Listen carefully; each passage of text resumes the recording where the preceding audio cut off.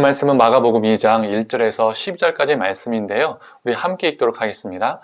수일 후에 예수께서 다시 가버나움에 들어가시니 집에 계시다는 소문이 들린지라 많은 사람이 모여서 문 앞까지도 들어설 자리가 없게 되었는데 예수께서 그들에게 도를 말씀하시더니 사람들이 한 중풍병자를 네 사람에게 메워가지고 예수께 올세 무리들 때문에 예수께 데려갈 수 없으므로 그 계신 곳에 지붕을 뜯어 구멍을 내고 중풍병자가 누운 상을 달아내리니 예수께서 그들의 믿음을 보시고 중풍병자에게 이르시되 작은 자야 네 죄사함을 받았느니라 하시니 어떤 서기관들이 거기에 앉아서 마음에 생각하기를 이 사람이 어찌 이렇게 말하는가 신성 모독이로다 오직 하나님 한 분 외에는 누가 능히 죄를 사하겠느냐 그들이 속으로 이렇게 생각하는 줄을 예수께서 곧 중심에 아시고 이르시되 어찌하여 이것을 마음에 생각하느냐 중풍병자에게 네 죄사함을 받았느니라 하는 말과 일어나 네 상을 가지고 걸어가라 하는 말 중에 어느 것이 쉽겠느냐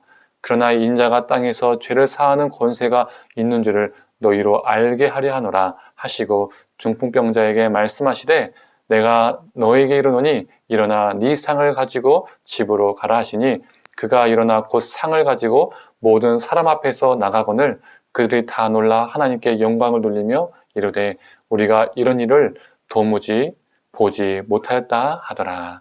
아멘. 오늘 이 마가복음 말씀을 통해서 하나님의 은혜가 우리 가운데 있기를 간절히 소망합니다. 오늘 본문을 보면요. 한 중풍병자가 있었습니다. 이 환자는 스스로 예수님께 나아갈 수 없었습니다. 그때 그의 친구 4명이 이 환자를 메어서 예수님께 나아갔죠. 그런데 문제가 생겼습니다. 무리가 너무나 많다 보니까 그 무리를 뚫고 예수님이 계신 그 집으로 들어갈 수 없었습니다. 그때 그들이 한 행동이 무엇입니까? 집 지붕으로 올라가서 지붕을 뜯어서 구멍을 내고 그 중풍병자가 누운 상을 달아내렸습니다. 그리고 예수님께서 그들의 믿음을 보시고 그 중풍병자를 치유해 주셨죠. 그런데 어찌 보면 이 4명의 친구들은 기상천외한 행동을 한 것입니다. 남의 집 지붕을 뜯어버렸잖아요. 아마 그 현장에 있었던 사람들은 상당히 당황했거나 황당해했을 겁니다. 그러나 너무 황당하고 너무 당황스럽지만 그들의 생각은 매우 창조적이죠. 아무도 생각하지 못한 방법을 생각해낸 것이기 때문입니다. 이 창조적인 생각의 근간에는 무엇이 있었을까요?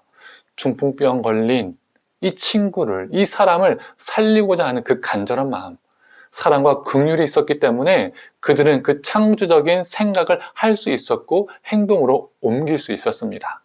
사람들은 나와 관련된 일인데 그 일이 매우 급하고 위급할 때 이것저것 다 시도해 봅니다. 그 문제를 어떻게든 해결해야 하니까요.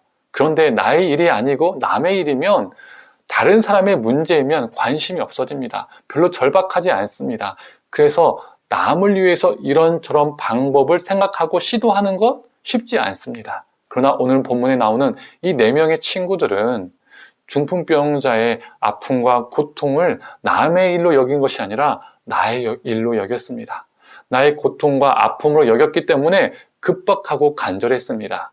그 사랑과 그 긍휼이 있었기 때문에 생각지도 못한 지붕 뜯는 일도 가능했습니다. 그래서 우리 주님이 그들의 믿음을 보시고 그 중풍병자를 고치신 것이죠. 그런데 이들과 정반대되는 사람들도 오늘 본문에 등장합니다. 바로 서기관들이죠. 서기관들은 다른 말로 하면 율법 학자들입니다. 그래서 어느 누구보다 율법을, 즉 하나님의 말씀을 잘 아는 사람들입니다. 그리고 율법을 가르치는 사람들이죠. 예수님의 치유 사건, 이 구원 사건이 일어나는 이 순간에 그들은 이렇게 말합니다. 7절의 말씀입니다. 이 사람이 어찌 이렇게 말하는가? 신성 모독이로다. 이렇게 말하는 겁니다. 그들은 중풍병자의 아픔과 고통은 보이지 않았습니다. 그들이 보이는 것은, 그들이 본 것은 율법의 형식에 어긋나냐, 어긋나지 않느냐, 예수가 한 말이 맞느냐, 맞지 않느냐, 이것뿐이었습니다. 그들은 어느 누구보다 하나님의 말씀에 대해서 정말 많이 알고 있었으나 하나님의 말씀대로 살지 못한 사람들, 율법의 본질을 알지 못한 사람들이었습니다. 율법의 본질은 무엇입니까? 하나님 사랑, 이웃 사랑이잖아요. 오늘 본문을 보면 중풍병자를 향한 긍휼과 사랑을 예수님은 믿음으로 보셨습니다. 이것을 서기관들에게 적용해 보면 이렇게 말할 수 있습니다. 율법은 엄청 잘 알지만 믿음이 없는 사람이었다는 것입니다. 성도님들, 우리에게 하나님이 원하시는 것은 무엇일까요? 말씀을 많이 하는 것도 중요하지만 이것보다 더 비교할 수 없을 정도로 더 중요한 것이 있습니다. 그것은 그 말씀대로 살아가는 것입니다.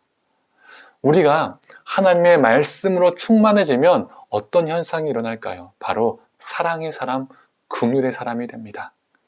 하나님, 내가 하나님의 말씀으로 충만해져서 단순히 말씀을 문자적으로 많이 아는 것이 아니라 하나님의 말씀으로 충만해져서 하나님의 말씀대로 살고 싶습니다. 이 간절함이 커지면 우리 하나님은 우리 안에 그 사랑과 그 자비를 부어주십니다. 우리를 사랑의 사람, 자비의 사람으로 빚어가십니다. 그리고 동일한 사건도, 동일한 사람도, 동일한 현상도 다르게 보게 만드십니다. 사랑과 자비의 시선으로 이 땅을 보게 만드십니다. 성도님들, 서기관처럼 머리만 큰 존재가 아니라 말씀으로 우리 심령이 충만해져서 말씀으로 사는 존재, 그래서 사랑과 자비의 사람이 되기를 원합니다. 우리를 통해서 하나님의 구원 역사가 일어나기를 간절히 축원합니다. 함께 기도하겠습니다. 하나님, 문자적인 그 하나님의 말씀은 지식적으로 정말 많이 알고 있지만 그들은 진정으로 하나님의 말씀에 충만하지 못했고 하나님의 말씀대로 살아가지 못했습니다. 그래서 오히려 그 말씀을 가지고 문자적으로 누군가를 정죄하고 비판했습니다. 하나님, 우리가 그러한 존재되지 않게 하여 주시옵소서. 하나님, 하나님의 말씀으로 충만해지기를 원합니다. 하나님의 말씀대로 살기를 원합니다. 그래서 하나님, 그 말씀이 우리를 사랑의 사람으로, 자비의 사람으로, 긍휼의 사람으로 빚어가게 하여 주시옵소서. 하나님, 이 올해 한 해에도 말씀 때문에 하나님, 우리가 사랑을 베풀고 자비를 베풀고 긍휼을 베푸는 창조적인 사람 되게 하여 주시옵소서. 감사드리며 사랑에 만나신 예수님의 이름으로 기도드립니다. 아멘.